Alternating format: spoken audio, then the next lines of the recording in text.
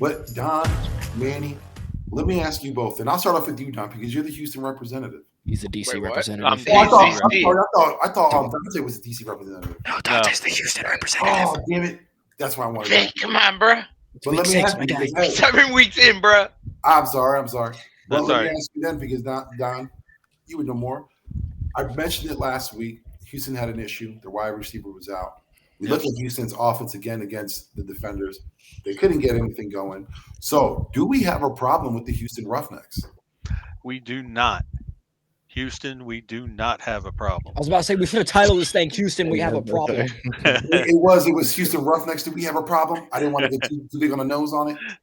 No, Didn't Yeah. want to get sued. they're trying to stick with a plan week after week. They're trying to stick with what's been working, and I think they just stuck with it too long. If you notice the numbers, which I'll talk about later, once Cole McDonald got in the game, he lit up the defenders' defense, and he made a huge difference. I will be shocked if they don't start him this week. If they do and they lose again, they deserve it. They should start Cole McDonald. Very well. Manny, last week on the show, I asked you about the loss of John Trey Kirkland and if it would affect the Houston Roughnecks. And you answered no. You didn't see anything. They're not missing a beat. The offense can get it going. But then we saw when they played against the defenders, that was not the case. So let me ask you again this week. Does the Houston Roughnecks, do they have a problem? Um, I think they just faced a better team. I don't think there's gonna be any problem with Houston. I get it. The receiver losing him. That definitely sucks because he is one of the top leading receivers in the XFL right now. But outside of that, I just need to see how they look without him consistently. Now, if they look like this next week, maybe. Because I know DC got into like a 17-0 run, so Yeah. I guess if it affects them this much, then maybe it's just Houston losing the receiver. But when they had them against us, they didn't really look the greatest. So I don't know what to make of it. So I guess it could be a problem. I got to see how they look consistently though. Right now, I mean, they're still a good team, but if they look like this consistently, then yeah, there's definitely a problem. Yeah, listen, it looks like that Houston offense, like I said before, can't get things together. And now we're talking about the defense, which was for most of us the best Yeah. defense that was in the XFL. They're on the field a little bit more, a little longer than they're used to. Yep. So that's taking an effect. Now this week, I believe they're going against the Guardians. Am I not mistaken? I think. Wait, DC's got the Guardian. yeah. So who does Houston have this week? Houston has St. Louis Battlehawks. Yes, correct. Bring it on, baby. I had to skip through the That's couple cool, of scenes, yeah. so that is why you saw the flash at the top. So do apologize, but I was trying to get the answer because I didn't know. Well, that's going to be a tough opponent. Yep. So we're going to see, if this is 3 weeks in a row, Houston consecutively Yep. loses. Did that receiver really affect them as much as he did? Because it looks like they focused their whole offense on Kirkland. Yep. It doesn't look like he can rebound. AJ Smith hasn't been able to call the right plays so far. So we'll see what happens this week. But that is the end of 3 questions. Thank you. Yes, sir. Yes, sir. I realized my mic was off the entire time. So yes, as I was saying, excellent questions by Vic. Give this man a round of applause. Before we get into week 7, Don, go ahead and give us the numbers for the week 6 for week 6. Yeah, absolutely. All right, we'll start off with the attendance and ratings for week 6. As always, with the television viewers, ESPN Plus is not counted in what everybody thought was going to be the game to watch. We'll start there. The Roughnecks and Defenders. It was not a great weather night, but there was 13,274 in attendance. 371,000 watching on ESPN2. Nice. The Brahmas Renegades had 6,008 in attendance, but on ABC they had 753,000 watching the Brahmas and Renegades. Let's go. Battlehawks and Vipers. Of course, at the baseball stadium, so the minor league stadium doesn't have a huge seating capacity, but 6,033 people turned out, and 371,000, the same number that watched Roughnecks Defenders, watched Battlehawks Vipers on FX. Now, here's the one.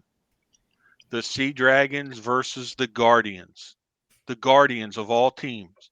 Attendance was only 7,832, but 1.047 million watching on ABC. That amazed me. A Guardians game? A Guardians game, over 1 million viewers. What? Yes. They saw Guardians were about to come back on them. They said, "Let's tune in." They said, "Hold on." Said, "Hold on." Hey, who doesn't love an underdog story? So, folks, another week of thousands in attendance and millions watching around the world. But hold up, real football starts in 4 weeks. Explain yourself. All right. Anyway, real quick, Don, can you repeat how many were in attendance at the DC game? DC game 13,274. Yeah, so out of the 13,000, we see our guy Don was actually one of them. As you can see, we have live footage of him throwing a lemon on the field. There you This go. man was caught in 4K. Look at that throw. That dude's got a better throw than Drew Quitt does.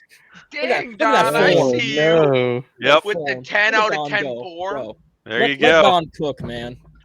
Let Maybe There you it's go. just- Don maybe it's cook, just the baby. lemons, bro. But yeah, no, we caught you in 4K.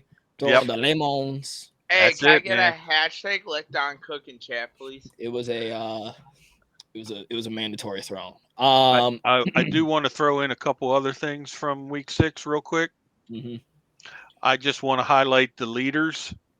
Passing leader in yardage, 256 yards, Jordan Teamu of the Defenders. Receiving yards, 136 yards, Lucky Jackson of the Defenders. Rushing yards, 95 yards, Abram Smith of the Defenders. Defenders. And on defense, the Battlehawks with 4 sacks and the Battlehawks with 2 interceptions. They were your week 6 leaders. Yeah.